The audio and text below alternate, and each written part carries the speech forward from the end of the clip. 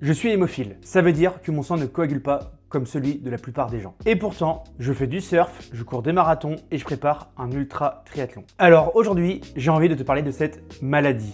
Pas pour me plaindre, mais pour t'expliquer, te sensibiliser et peut-être aussi pour changer ton regard. Je m'appelle Pierre-Alexandre, j'ai 28 ans et je suis vendéen.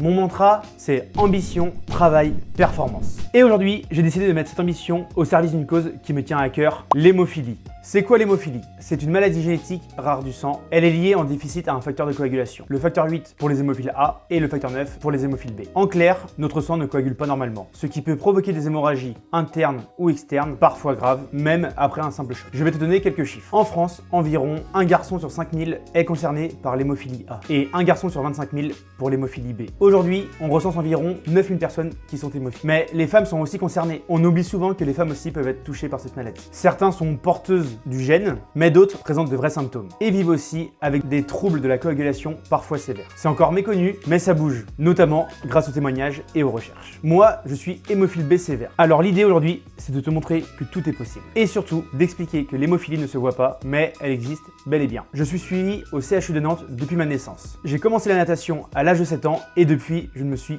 pas arrêté. Aujourd'hui, je fais du surf, du triathlon, de l'aerox, bref, je bouge autant que je peux. Pour t'expliquer un peu, j'ai un traitement préventif que je m'injecte une fois par semaine. J'ai appris à me piquer à l'âge de 13 ans avant mon voyage scolaire en Angleterre. C'était pas possible qu'un infirmier nous accompagne, alors c'était l'occasion d'apprendre. Et franchement, qu'est-ce que j'ai bien fait. Avant ça, même en vacances, je devais aller dans un cabinet d'infirmier pour faire mon injection. Tu pars au ski, tu dois trouver un cabinet d'infirmier, ça te prend 2 heures dans ta journée, autant te dire que ça cassait un peu l'ambiance quand même. Et ce simple geste de se piquer, je l'ai appris maintenant il y a 15 ans et franchement, ça m'a bien libéré. Pendant longtemps, je ne parlais pas trop de l'hémophilie. Ce n'était pas un sujet que je mettais en avant. Et puis en 2025, je me suis lancé sur les réseaux sociaux, je me suis dit que ma maladie pouvait aussi être une force. En partageant mon histoire, j'ai pu rencontrer des familles, des jeunes hémophiles, inspirer certains et surtout créer du lien. Et depuis, je me suis dit, franchement, j'ai bien fait d'en parler. Pour aller encore plus loin, en août 2025, j'ai créé mon association Bouge pour l'hémophilie. Elle est ouverte à toutes les personnes atteintes de maladies hémorragiques rares et toutes celles qui veulent aider pour une bonne cause. L'objectif, créer du lien, organiser des événements et surtout faire bouger les lignes. J'aimerais proposer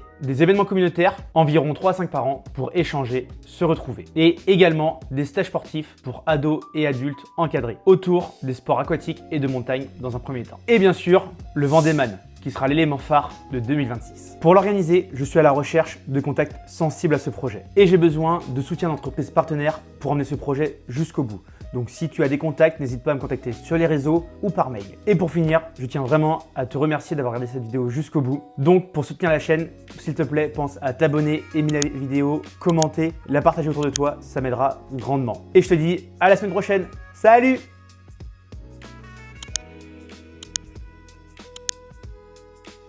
Et surtout, n'oublie jamais, ambition, travail, performance.